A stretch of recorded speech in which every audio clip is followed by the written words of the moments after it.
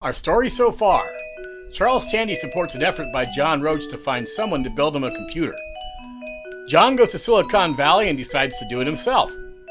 John, emboldened by the West Coast Computer Fair, pushes the project to make sure enough TRS-80 model-owned computers are available to make the machine relevant. Radio Shack computer centers pop up to sell the high-margin Models 2 and 3, and John decides to build the color computer. John wants Bill Gates to write all the software for it, which he does unassisted. The color computer also takes off like a rocket, and things are looking great at Radio Shack.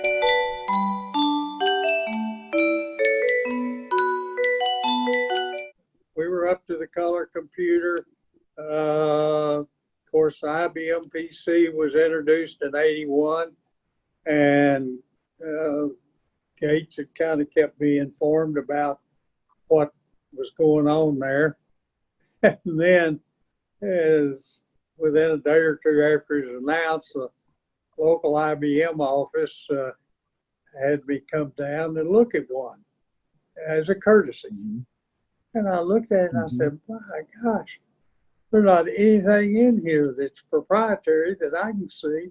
You got off-the-shelf disk drives, everything's off the shelf. And I was shocked at the design. I'm not critical of it. I was shocked at it. It was just putting together the pieces that were readily available in the marketplace. He and probably his dad helped him come to that conclusion from the very first. They were just licensing everything, so they ended up basically getting royalties off everything that was ever sold. Was really a victim because it was designed around the Intel 186, and it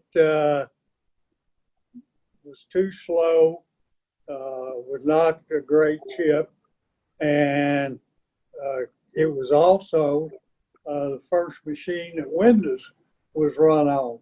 And at that stage in development, Windows wasn't any good either. It died an early death because Intel came out with the 286.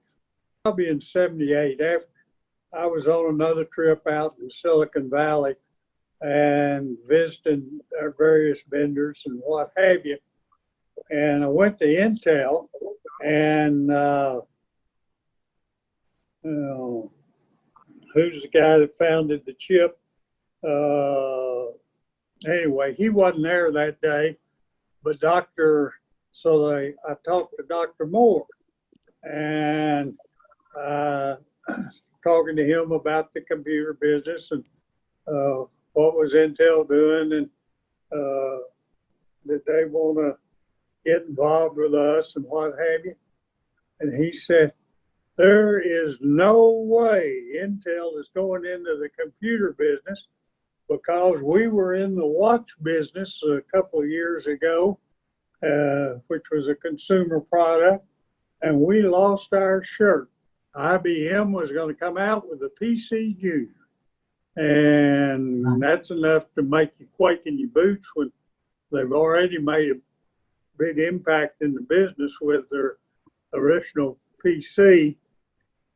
So I remember one January, Saturday morning, us sitting around a conference table and basically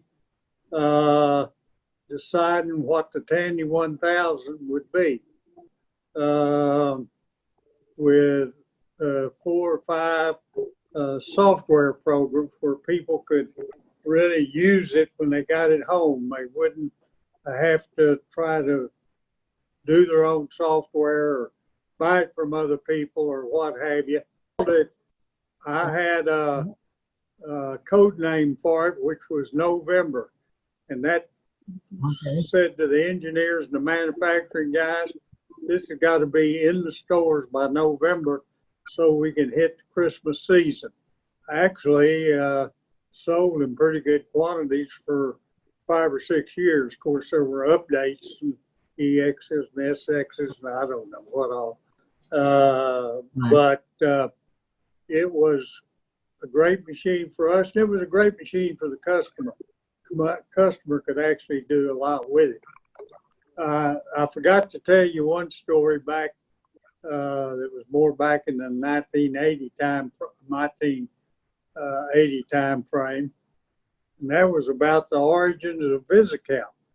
VisiCalc was very important for Apple and what have you. And the guy that wrote VisiCalc lived up in Boston, and he went to, his name may have been Bricklin, I can't remember for sure, but he went to a guy that was a software developer or finance software development, and had this idea for a spreadsheet program. And they wanted to write it on the TRS-80. And the guy says, well, all my TRS-80s are being used by software developers right now. I've got this Apple back here that's not being used, and so you can use it to develop VisiCalc. Well, in fact, until the IBM PC came along, we were the number one manufacturer or seller of microcomputers. At time frame in 1986, probably in November,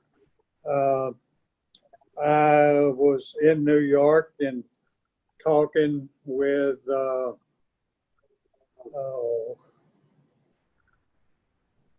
guy that was chairman of Compaq. And I had known him all the way. He'd been a stock analyst back when we first went into business. And Compaq was public, and they were doing pretty well. And as I say, we needed to get into the corporate business more if we could. So I said, well, and I think for whatever reason, Compaq stock had sold off a little at that time. I said, why don't we just buy Compaq? And he and I talked for a couple of 6 weeks or so, and lo and behold, Compaq board approved the sale to Tandy. The Tandy board approved the purchase of Compaq, and these both board meetings were between Christmas and New Year's. And some of the Tandy people went down to Houston to start working with the Compaq people. And I'll never know what all happened, but the chemistry was awful. And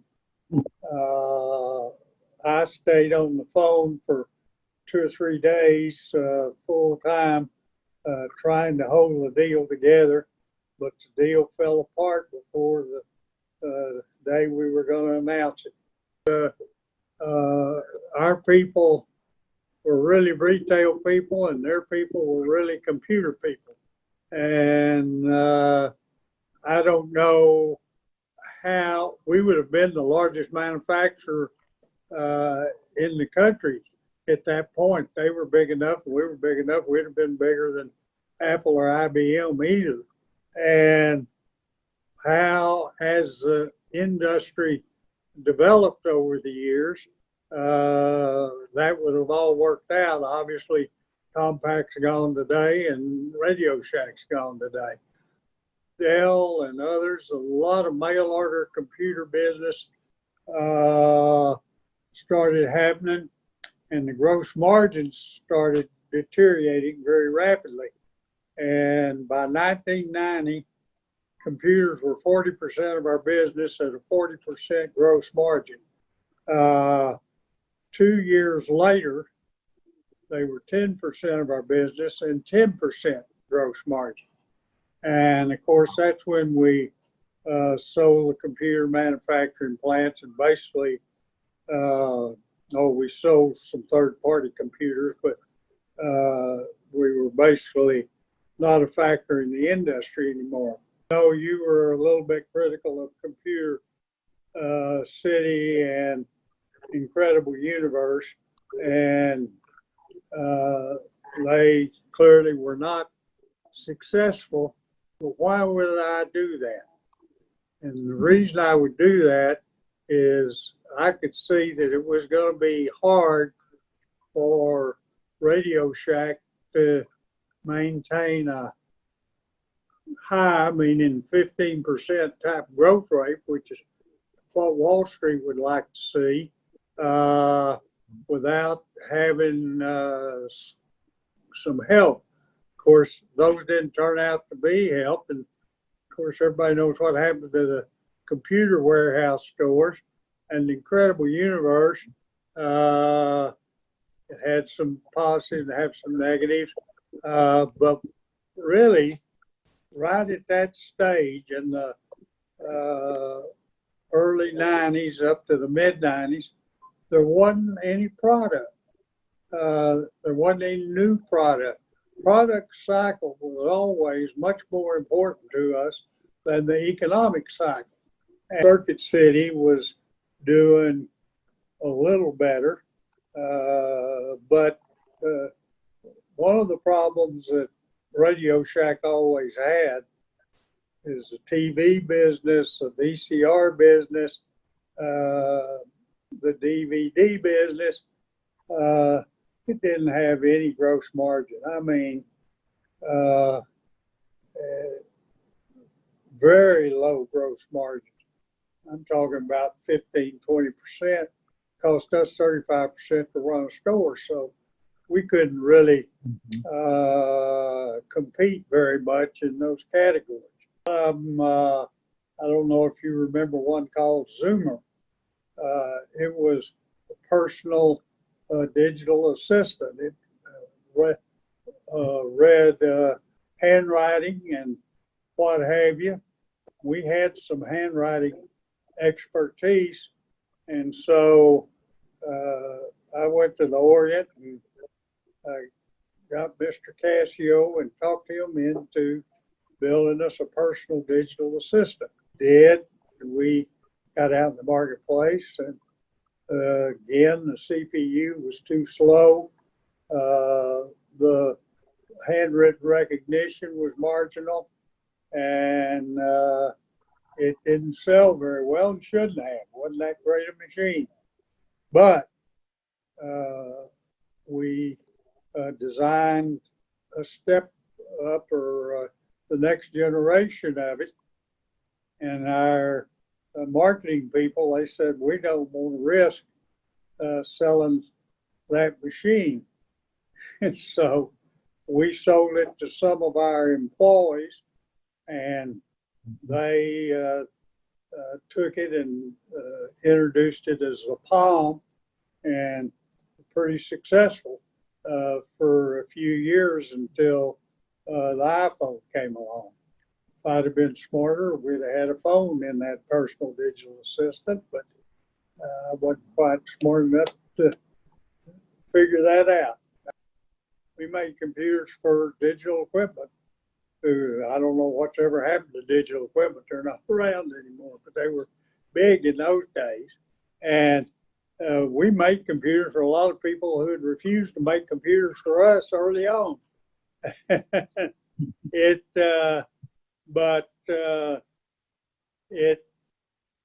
retail store and support of the retail store, and quite frankly, one of the more miraculous things I think we did, we don't get any credit for, is when we had that big a drop in computer sales over a 2-year period, our merchandising people and buyers got busy, and they built the volume back up in non-computer stuff pretty darn fast. As long as we had the manufacturing base and we focused enough, we weren't really a technology company, but when we focused on technology products, we did okay. As time went along, we didn't have as great of engineering skills. The world was changing.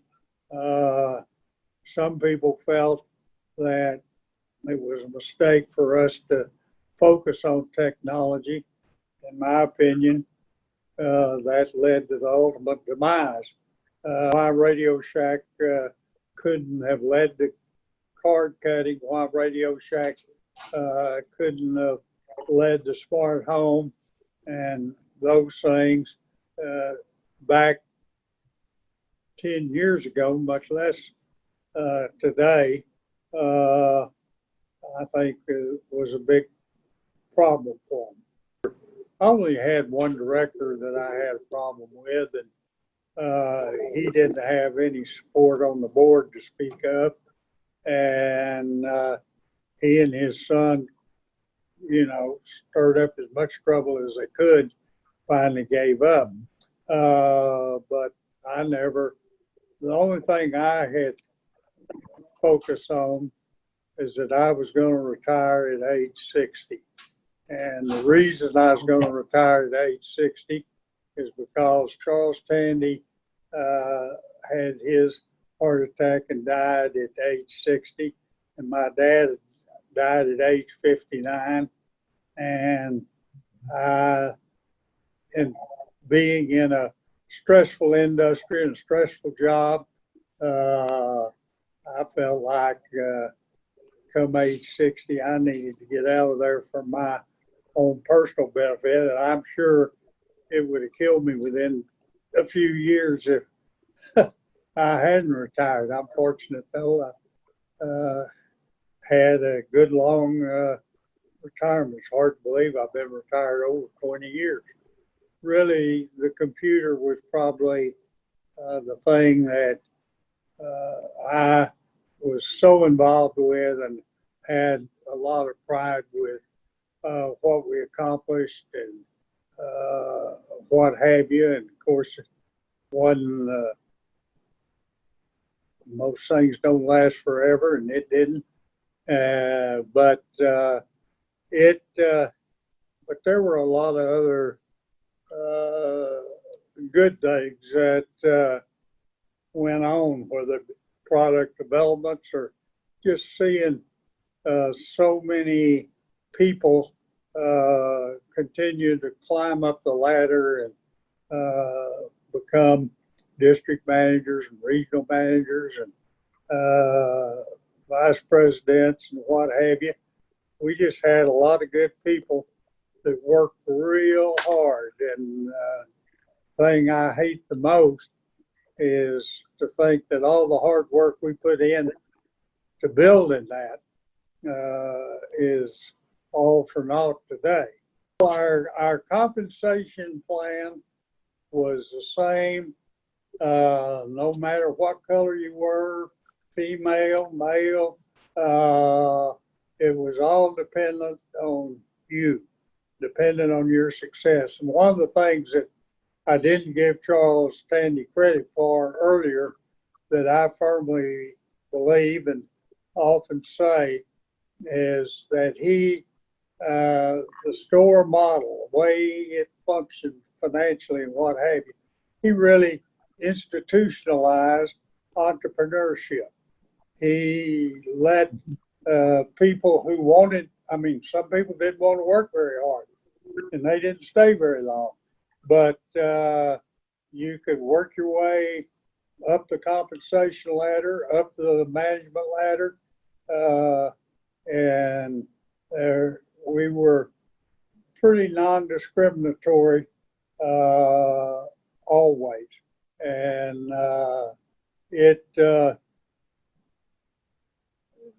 I think there was a lot of positive in that, and I have people every once in a while when I run into somebody that had been a store manager saying what they learned from the P&L and the way we functioned served them well throughout their careers other places.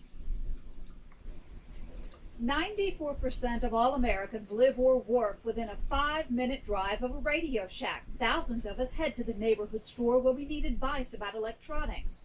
That reputation led to the advertising slogan, "You got questions, we've got answers." The man responsible for that campaign will be Tandy's new chief executive officer.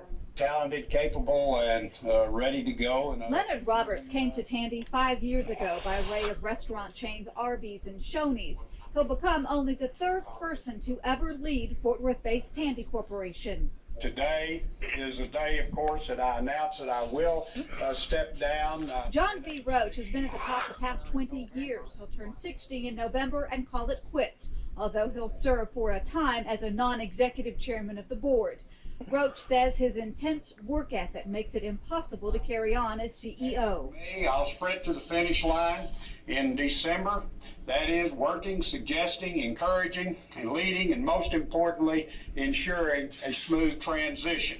The quality of the man that John Roach is, and as far as business and community, he's had a wonderful career, a career he could very well sit back and say, I did something and I put something back. Some say Roach's biggest failure was the electronic superstore's incredible universe, yet others say he was bold to try. Tandy's next CEO isn't thinking about failure, only success. Forbes magazine says Len Roberts, with his You Got Questions, We've Got Answers campaign, has already rescued an American icon from decline. Deborah Ferguson, NBC5.